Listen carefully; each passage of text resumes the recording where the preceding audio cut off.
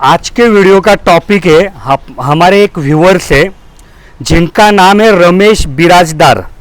इन्होंने एक सवाल पूछा था। इनका सवाल ऐसा था कि उनके खेत में से 1 किलोमीटर के अंतराल में नदियाँ है, तो ड्रिप कैसे करें। बस इतना ही सवाल उन्होंने पूछा है।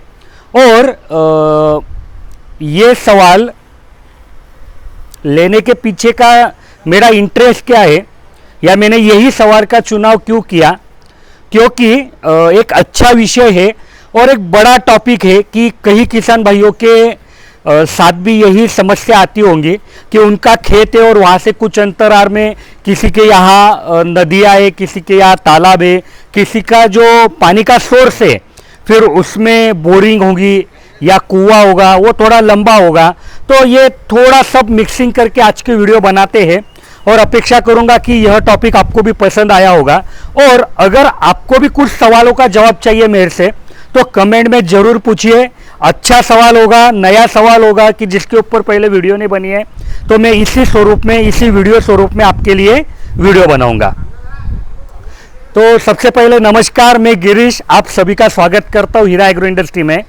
और जैसे कि वीडियो का टॉपिक आपने देखा कि एक खेत है, पहले ड्रॉ कर देता हूँ। मान लीजिए ये खेत है और यहाँ से बराबर 1 किलोमीटर के बाद उनकी एक नदी आए, ठीक है। तो अभी एक एक पॉइंट कंसीडर करते हैं। अभी इन्होंने ये बताया नहीं है कि इनका खेत कितना एकड़ है, लेकिन हम कंसीडर करेंगे 2-3 एकड़ होगा। तो सबसे पहले आता है पानी का सोर्स, ठीक है। तो एक चीज़ जरूरी में आप ध्यान में रखो कि ड्रिप अगर आपको करना है तो आपको प्रेशराइज वाटर लगेगा, आपको मोटर लगेगी। तो मोटर का चुनाव कैसे करना, इसके ऊपर ऑलरेडी हमने वीडियो बनाई है, वो आप देख लीजिए। और ज़्यादा तो ज़्यादा तौर पे जो मोटर वाले हैं वो आपको मदद करेंगे, तो मोटर का चुनाव वहाँ से आपका हो जाएगा। अभी समस्या क्या आती है कि खुले पानी का सोर्स है, मतलब बहती नदी है, ठीक है। तो बहते नदी में काफ़ी बड़े पैमाने पे गंदगी आती है जो किसी के कुएं में, बोरिंग में नहीं आती है। काई या बाकी चीज़ें, ठीक है, झाड़ की पत्तियाँ, व घास फूस, सब चीज़ें, कुछ भी आ सकता है नदी के पानी में, ठीक है।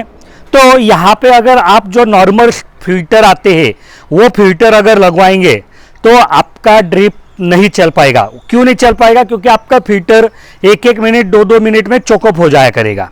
तो यही चीज़ को ख्याल में रखते हुए यहाँ पे सबसे पहले आपको प्राइमरी फिल्टर का चुनाव करना पड़ेगा। मैंने कई वीडियो में बताया है प्राइमरी फिल्टर क्या रहता है, सेकेंडरी फिल्टर क्या रहता है। तो प्राइमरी फिल्टर में मानिए कि इनके नदी में अगर काई जैसे कुछ चीज़ें आ रही है, काई, झाड़ की पत्तियाँ वगैरह वगैरह वगैरह, तो इनको सबसे पहले सैंड फिल्टर लगवाना पड़ेगा, ठीक है। और सैंड फिल्टर लगवाने के बाद अभी यहाँ पे और एक समस्या है कि जो बाकी किसान भाइयों को ज़्यादा पैमाने पे नहीं आती है, लेकिन बताना जरूरी है अगर कोई केस लिया है तो, कि अगर पानी के साथ आपके यहाँ बारीक बाड़ू आती होंगी, बारीक रेत आती होंगी, तो आपको हाइड्रोसाइक्लोन फिल्टर पहले लगवाना पड़ेगा, फिर सैंड फिल्टर लगवाना पड़ेगा। सैंड फिल्टर लगवाने के बाद आपको, सैंड फिल्टर एक प्राइमरी फिल्ट्रेशन है, आपको सेकेंडरी फिल्टर लगवाना पड़ेगा जिसमें आप semi automatic screen filter, semi automatic dish filter कुछ भी चुनाव कर सकते हैं और फिर वहां से पानी आपके खेत में आएगा। तो अगर यह किसान भाई ने इस सोच के साथ सवाल पूछा है कि भाई नदिया का पानी है, तो बस यही चीज़ यहाँ पे ख़त्म हो जाती है कि अगर नदी का पानी है तो आपको पहले पानी बराबर फिल्टर कर लेना है, पानी को नॉर्मल परिस्थिति में लाना है जैसे कुएं का रहता है। सैंड फिल्टर, हाइड्रोसाइक्लोन फिल्टर और प्राइमरी सेकेंडरी फिल्टर इस्तेमाल करके एक बार वो पानी नॉर्मल हो गया तो यहाँ से जो केस है वो नॉर्मल हो जाएगी। मतलब कोई किसान भाई का यह सवाल है कि 1 किलोमीटर पे बोरिंग है, 1 किलोमीटर पे हमारा कुआं है, तो बस यही मुद्दा सिर्फ नदी और नाले या तालाब के लिए अलग था कि आपको फिल्ट्रेशन कैसे लगवाना है, लेकिन बाद में अभी कॉमन हो जाएगा, ठीक है। तो पहले मैं आपको ड्राइंग निकाल के दिखाता हूँ कि मान लीजिए यहाँ पे पहले इनको हाइड्रोसाइक्लोन फिल्टर लगवाना पड़ेगा, ठीक है, बाद में सैंड फिल्टर, और बाद में सेकेंडरी फिल्टर। ये पाइपलाइन ऐसे होते हैं, उनकी खेत में आ जाएगी। अभी यहाँ पे पाइपलाइन के बारे में बात करते हैं, ठीक है। तो पाइपलाइन पे मतलब कोई ज़्यादा दिक्कत आएगी नहीं। क्यों नहीं आएगी? क्योंकि कोई भी किसान भाई हो, मतलब अगर उन्होंने फवारे का पाइप यूज़ किया है, एचडीपी पाइप यूज़ किया है, जीआई मतलब लोहे का पाइप यूज़ किया है, या पीवीसी पाइप यूज़ किया है, तो सबसे कम जो कैपेसिटी रहती है वो पीवीसी पाइप की रहती है।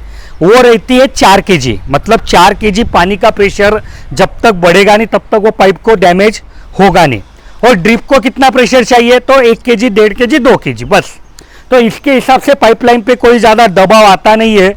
पाइपलाइन के हिसाब से जो आपको बॉल वाल डालने हैं, जो आपको एयर वाल डालने हैं, नॉन रिटर्न वाल डालने, वो आप डाल देना। उसके बारे में भी आप सवाल पूछिएगा तो मैं वीडियो में जवाब दूंगा। अभी यहाँ आने के बाद जैसे मैंने बोला कि ये पानी नॉर्मल हो गया है, ठीक है, फिर आप इसको आपके ड्रिप में इस्तेमाल आराम से कर पाएंगे।